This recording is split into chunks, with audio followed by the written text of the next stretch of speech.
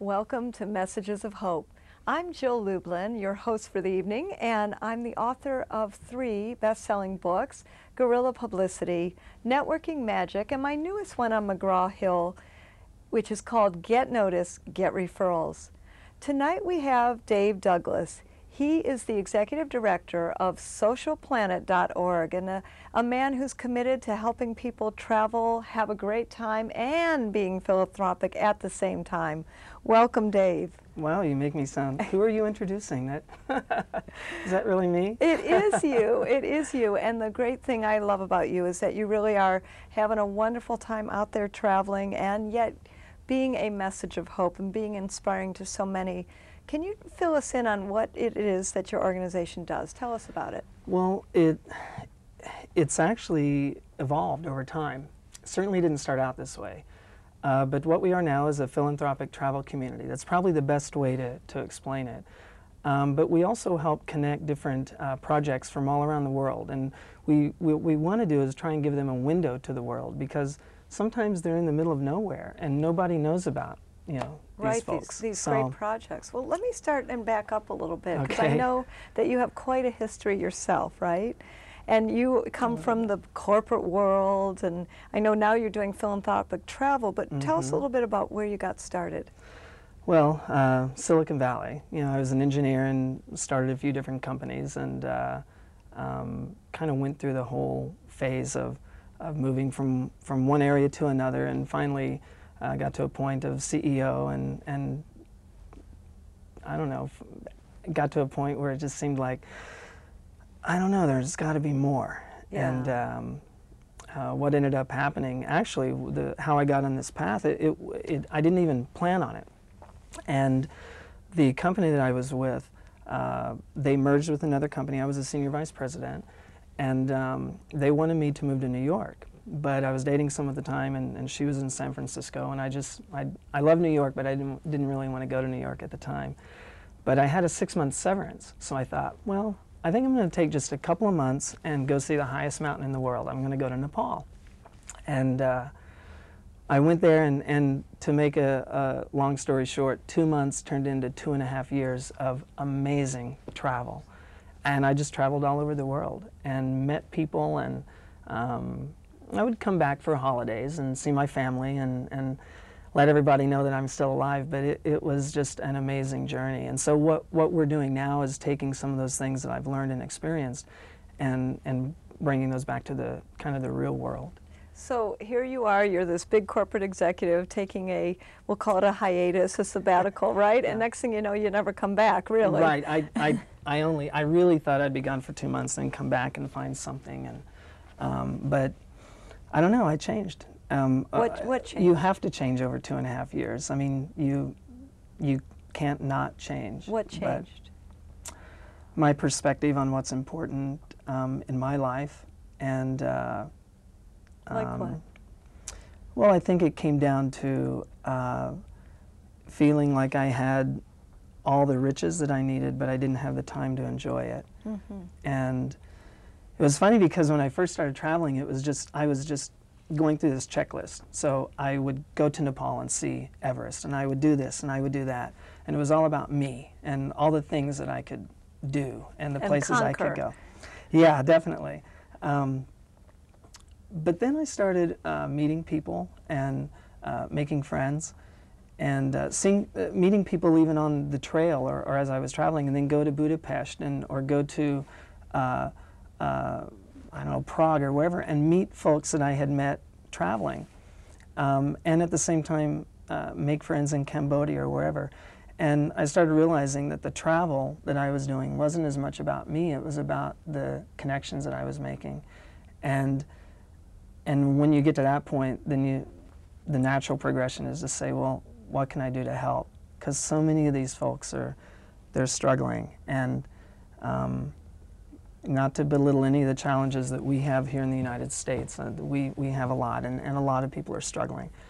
But when you travel and you go and you see the situations that some of these other folks are in, and you realize that you have all these resources available to you, then that's the motivating factor to to kind of get in and do what we're doing now. Was there a turning point, particularly a story, a person you met that changed your mind?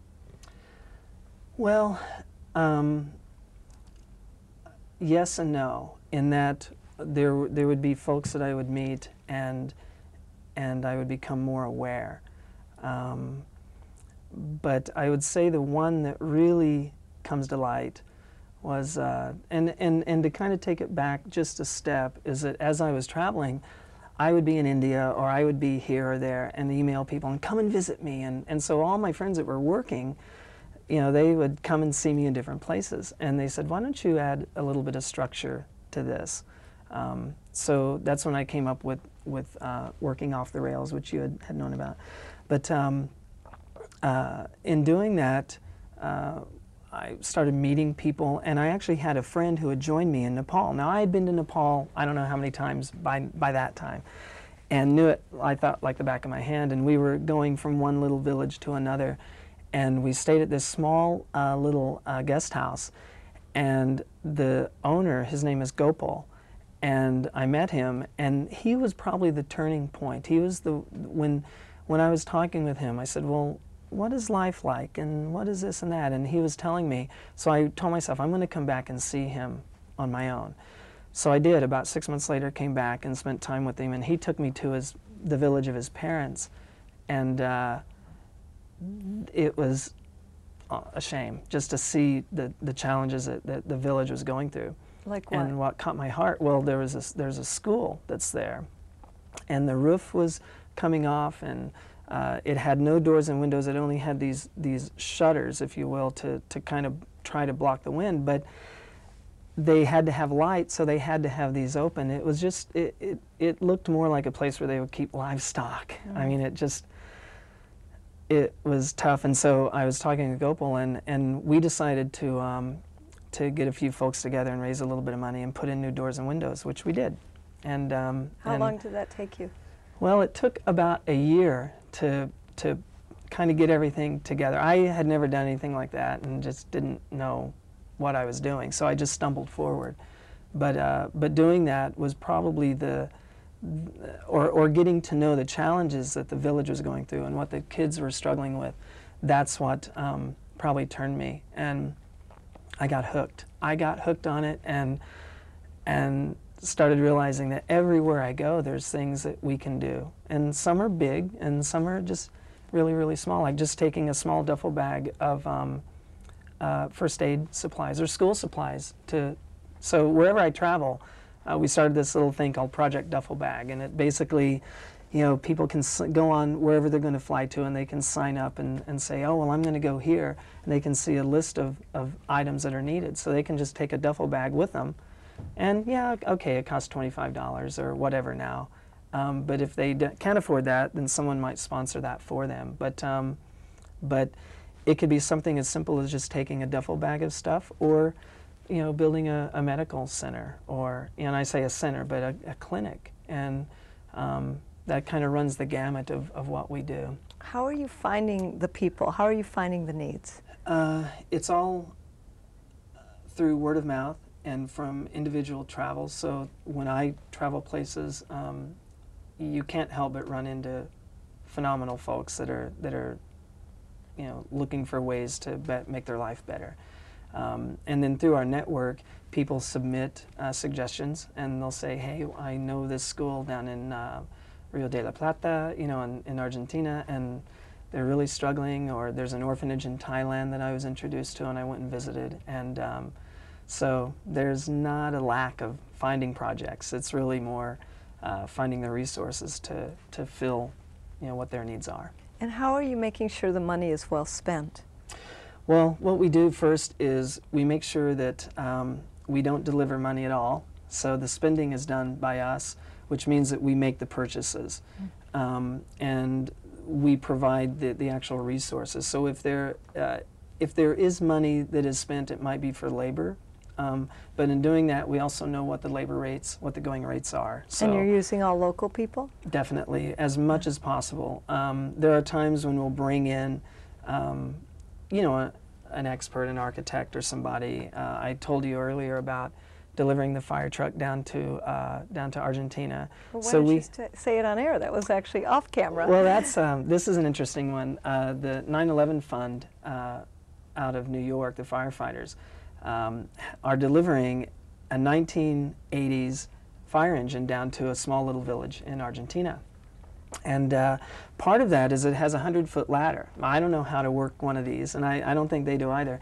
So professionals, the firefighters, are actually going down and doing training for them so they can deliver the truck, and the village or the small community can now have this and also be trained on how to use it. And the president of 9/11 Fund, Stephen Hittman, is going down with us. So. Well, you mentioned something about here in America, when we see a 1980s fire truck, we'll say, "Ah, forget it, we don't need this," exactly, right? yeah. But for them, yeah, for them it's brand new. And yes. I mean, yeah, to us it seems like the firefighters, it's like, oh, this is outdated and it doesn't do this and that. And I actually say Stephen is going down with us. It's the other way around. I'm going with them. The 9/11 Fund, they're the ones who are completely in charge of this and pulling it together. But that's part of what Social Planet is. Social Planet, we help make connections, and we find different organizations and different needs, and then make that information available to folks that may want to come down. You can come with us if you like. I can't wait. Now, what happens when you go into a village and you say, "We're here to help"? What kind of reception do you get?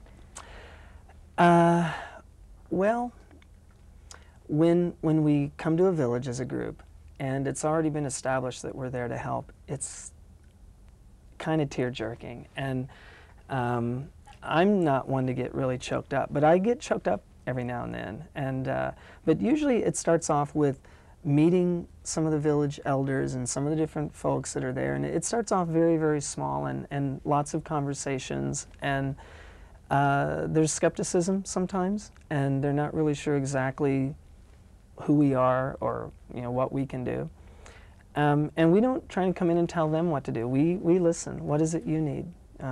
What do you think would make your community better? And then we try and find the resources to help them accomplish that. So, what kind of nationalities are there? Do you have all kinds of people involved in these projects from all over the world? Definitely. 5 different continents is where we're operating. It first started in Southeast Asia and Nepal. But yeah, we've done things in a lot of different places. But I think probably most of the projects that we've worked on have been in areas like Nepal and Indonesia and Thailand, Cambodia. I actually was lucky enough to go visit Bhutan, and I thought I was going to meet the Queen, but that one, didn't come together quite like I had hoped. But I did meet a few of the senior folks, like the Minister of Education and the Minister of Health, and came across some really interesting opportunities there. So this really started on a whim. You decided to go travel, you gave up your day job, that's it, go off into the world, and then Social Planet was born, meaning now you see a need to take projects and actually make them happen all around the world in a way that real people are doing, right? And that any person can do. And I think too, yes, definitely, that anybody can step in